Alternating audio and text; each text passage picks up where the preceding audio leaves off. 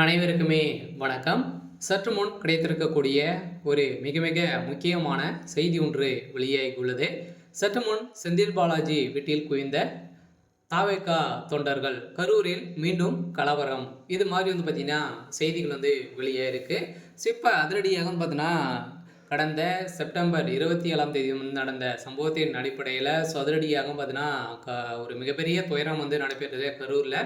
அனைவருக்குமே தெரியும், வரலாற்றிலேயே முதல் முறையாக பார்த்தீங்கன்னா ஒரு மிகப்பெரிய துயரம் நடைபெற்றது.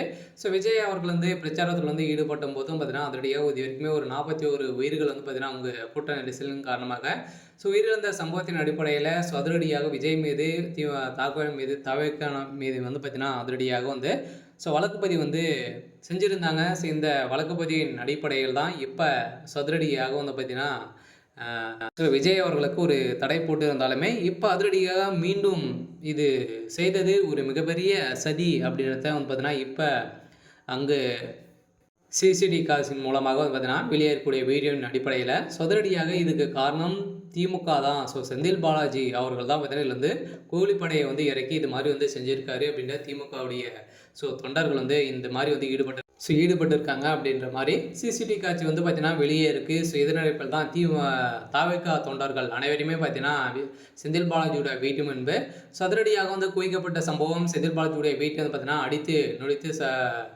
நாசமாக செஞ்சக்கூடிய நிலை பார்த்தீங்கன்னா அங்கு உருவாகிருக்கு.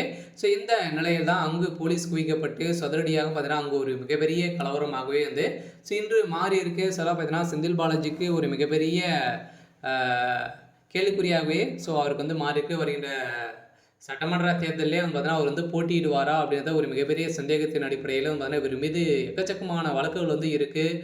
இனிமேல் பார்த்தீங்கன்னா இவர் தான் செஞ்சார் அப்படின்றத நிறுவனம் ஆகலை.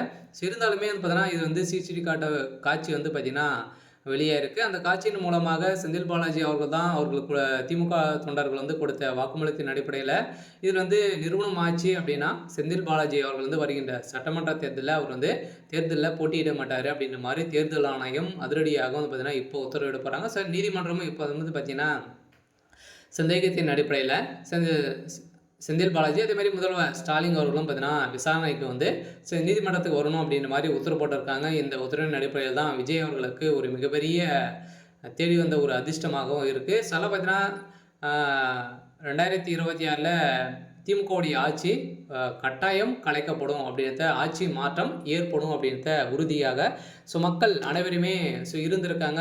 பார்த்தீங்கன்னா இந்த அடிப்படையில் இப்போ அதிரடியாக விஜய் தொண்டர்கள் பார்த்தீங்கன்னா அதிரடியாக செந்தில் பாலாஜியுடைய வீட்டில் குவிந்து அங்கு கற்களை எறிந்தியும் செந்தில் பாலாஜியுடைய வீட்டை பார்த்தீங்கன்னா அடித்தடி ஒரு மிகப்பெரிய கலவரங்களாகவே அங்கு மாற்றியிருக்காங்க. சரி, ஓகே. இன்னைக்கான அப்டேட் இதுதான்.